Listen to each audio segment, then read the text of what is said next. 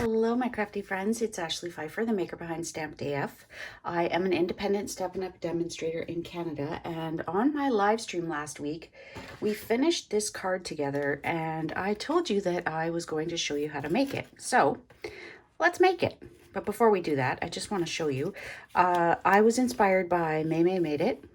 I love saying that. And it is just the cutest little fun fold ever. So during my Facebook Live, like I mentioned, my live stream, because it's Facebook and YouTube, we created these little stoppers. So this one I struggled with, and it was one of my amazing customers that's like, pop the bottom up on dimensionals and use that as the stopper. So this is the Counting Sheep stamp set and coordinating dies. And with a $120 order before taxes and shipping in Canada, you can get both of these for free. You can't buy these. You have to earn them during Sale-A-Bration. So you get this red rubber stamp set, you get these amazing dies.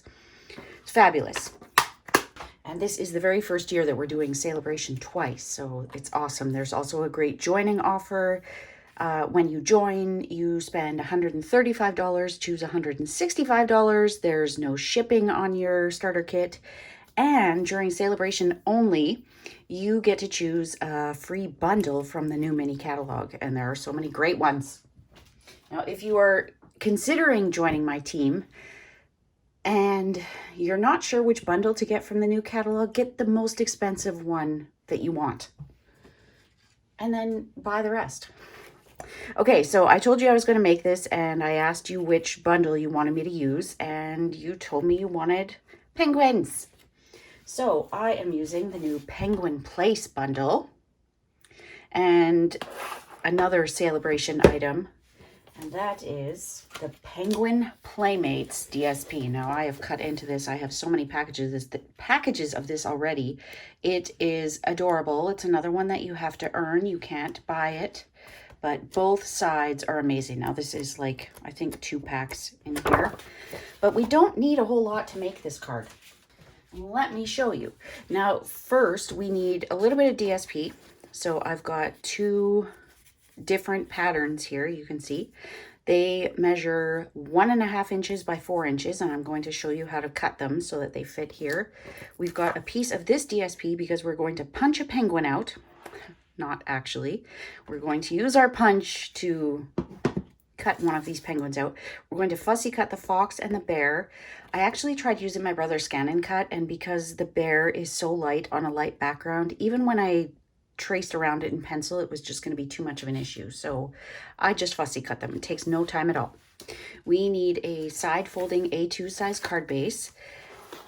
And as May said, we need to make it A2-ish. So this is currently 4 1/4 by 8.5, scored at, 4 1/4, I'm going the wrong way. It is 5.5 by 8.5, scored at 4 1/4. There we go. And we are going to cut off just a little bit. So right now it is 5.5. We're going to take it down to 5 1/4. So we're just going to trim 1/4 of an inch off. And that is what makes the measurements work. So I highly recommend having this kind of trimmer where you have your numbers along the side and you can see what you're doing. So we are going to trim this down to this score line in 2 places. So at 1 3/4 inches. And I can either just eyeball it, I can stop at the 4 1/4 inch mark on the side, or I can do what I usually do and just go fairly close and then kind of millimeter it until I get where I want. I was going to say inch it, but that doesn't really work. So 1 3/4 and 3.5. We're going to repeat that on this side. Now, another way you can do that is kind of go until you feel that you've cut the score line, but that would be risky. Now, before I put my trimmer away, we still need to score this and we need to do a little bit of cutting. So if you notice, the way I have this is we are scoring from the corner to the inside corner. So we are going to line it up right here, and I highly suggest folding your other 2, think of these as fingers, so fold those 2 fingers down. So we're going to line it up here and then pivot it up there. And now remember, with the Stampin' trimmer, the paper trimmer, you have a cutting and a scoring blade. So you want to move the cutting one down. You don't want to cut this.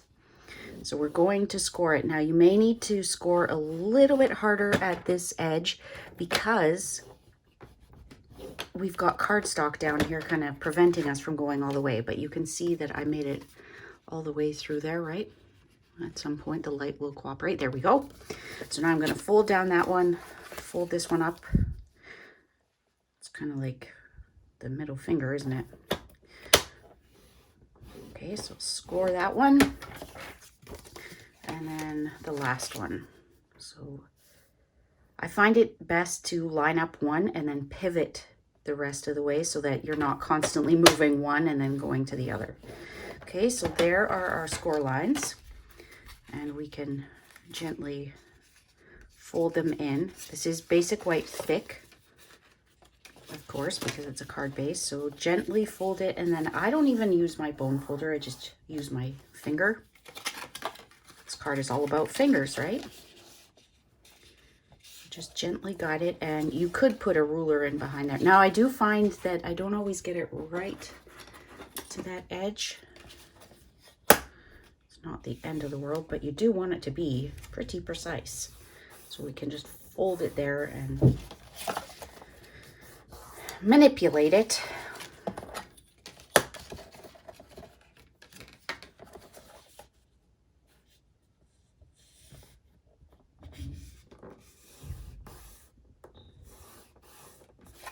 Haven't tried this on the Simply Scored. I have a feeling it's probably easier on here.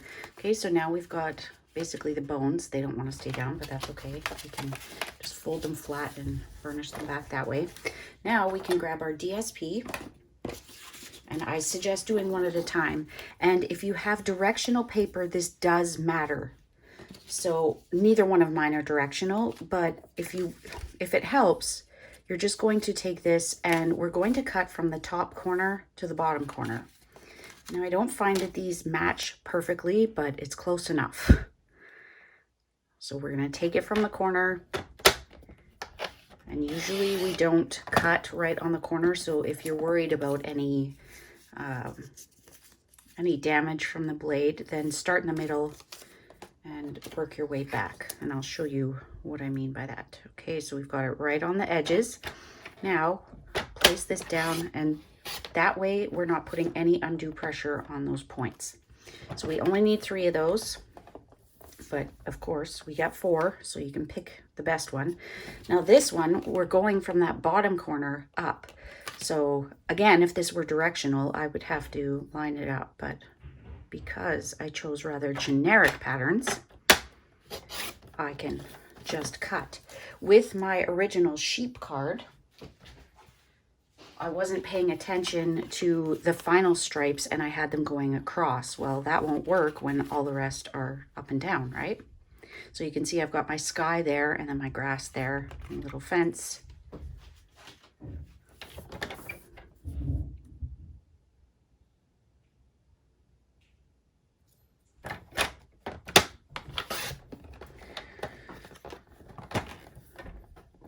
So we are done with our trimmer. We can start to add our pieces. And because this has snowflakes on the top, I kind of made this my sky, so to speak. And because it is a narrow point, I'm not sure you'd be able to use any other adhesive besides liquid glue.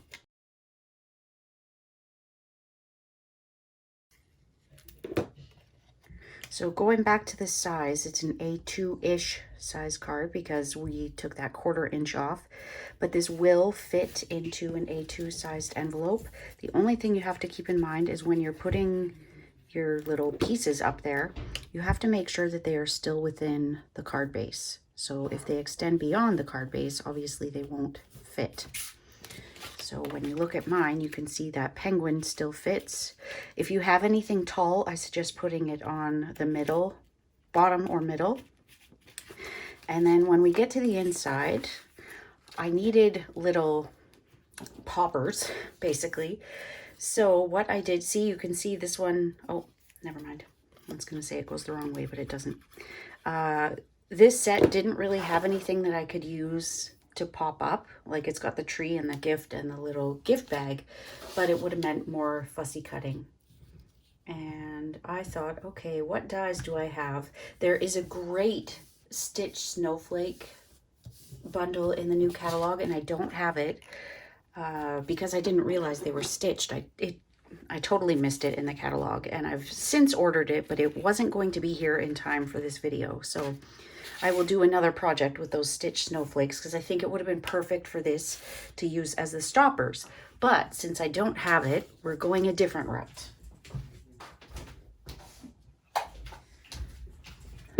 To get my circles, I keep all my scrap tags and bits and pieces in this container.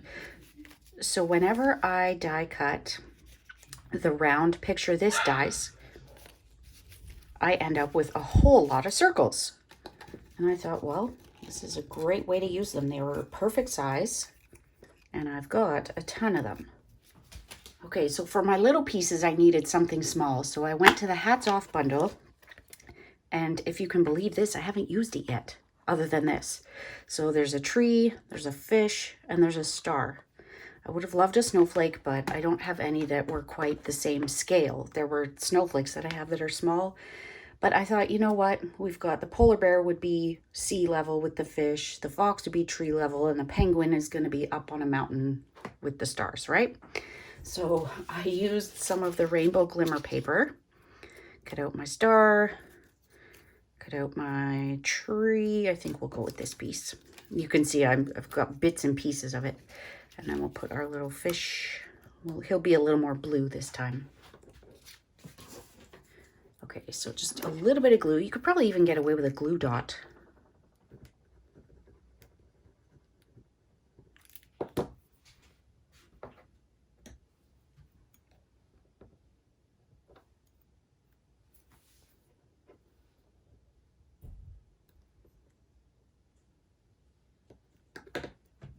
I'm gonna set that under my punch. Now there's a little eyeball that comes out of here. Goodness, punching out penguins and removing eyeballs. I'd say no animals were hurt in the making of this video, but it sounds very violent, doesn't it? Removing eyeballs, punching out penguins.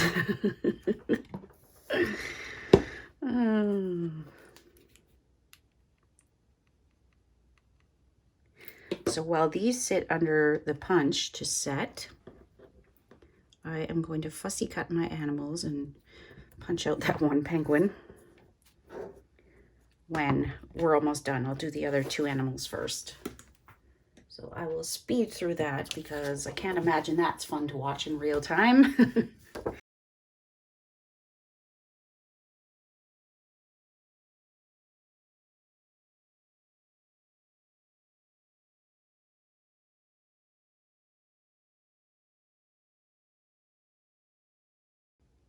If you don't want to waste any DSP, like you don't want to be cutting into that polar bear's head, just trim around and then feed it through with a Post-it note. Okay, so now we just need to, I recommend, and May recommended it too, pick it up and kind of put your finger where you don't want any glue. So like beyond that point, which is super awkward to hold, you don't want any glue because if you glue it down, it's not going to pop up. It's going to be adhered to that DSP. So err on the side of less is more and just put it near the bottom. Liquid glue is very strong, so you don't need to overdo it. Anyways, penguin has a little bit more surface that you can adhere. And there are some very cute accessories in here, like a toque, hat. You could put their antlers on.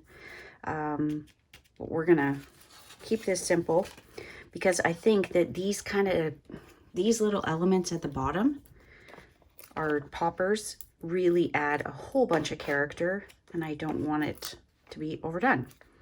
This fun fold does all of the heavy lifting.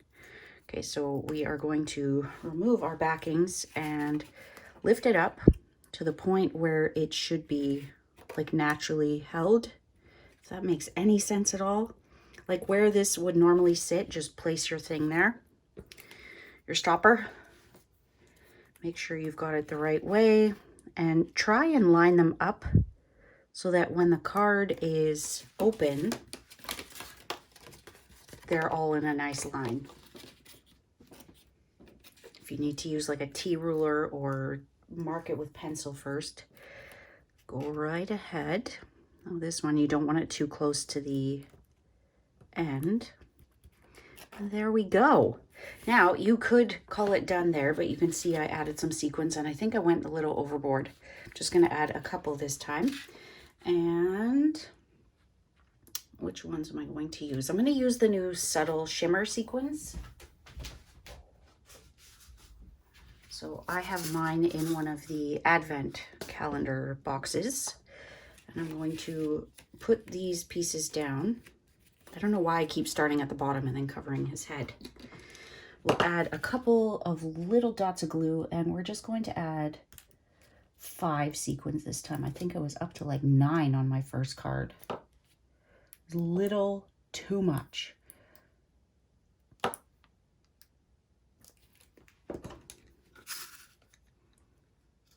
So I just use my take your pick tool and my scissors to pick them up and then place them down.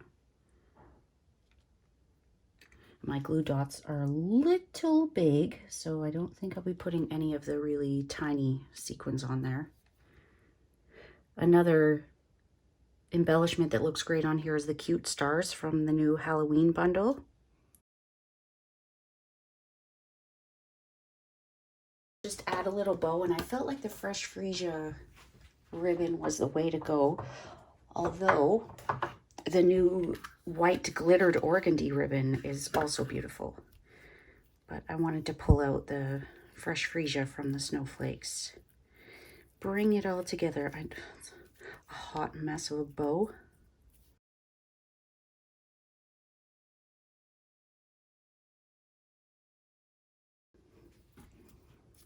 We'll call it our bass-ackwards technique. Okay, and I just felt like the bottom needed a little something. Now I put that sequin kind of right where my bow is going to go, but that'll do. And then you can see I've got 2 sentiments in there. Card starts off really simple and quick. It's adding these little details that 1, make all the difference, and 2, take more time. So I'm going to grab my Smoky Slate ink pad. And for this sentiment, you can see that it's covered there. So I love that little sneaky step in there. I like that you don't know that one is there until you open it. Oops, that would have been upside down. So it's fairly easy to landmark because you know where your flap is going to be covering. The one unfortunate thing with this is you don't have a lot of room to write unless you go to the back, which could be tricky based on the dimensionals there, but I think the card does the heavy lifting on this one. You don't need to have a huge thoughtful sentiment. Now this be cool, be chill, be merry, I like to lay down on my grid and pick up because it is very easy to get it on there crooked. And this one we want to see from the front, so I suggest opening up your card. You can't stamp it that way because this gets in your way, but you kind of know where you have to stamp. So we're going to go fairly close to the bottom and fairly close to that stopper. And then you can see that it's there. So that is all. I know that took probably a little bit longer than you might have expected, but again, it's in those little details. Like if we didn't put the bow and the sequins, then it would have been done. But how cute is that? And they are like exactly the same. The only real difference is the fish is a different color. But let me know if you loved this card. I would love to see if you make your own version of this super fantastic fun fold. I did see it called triple easel, but to me this is not a triple easel. A triple easel, you're going to have 1 layer 2 layers, 3 layers. This to me is like a triple panel card maybe, but I don't know. We'll call it the triple finger card. Triple finger fun fold. Okay, so I thank you so much for joining me. Oh, and fun fact, if you have the old balloon bouquet punch, it punches this. I don't have it because it's retired, and I think I hesitated so long that we knew it was retiring by the time I was ready to get it, but it does fit.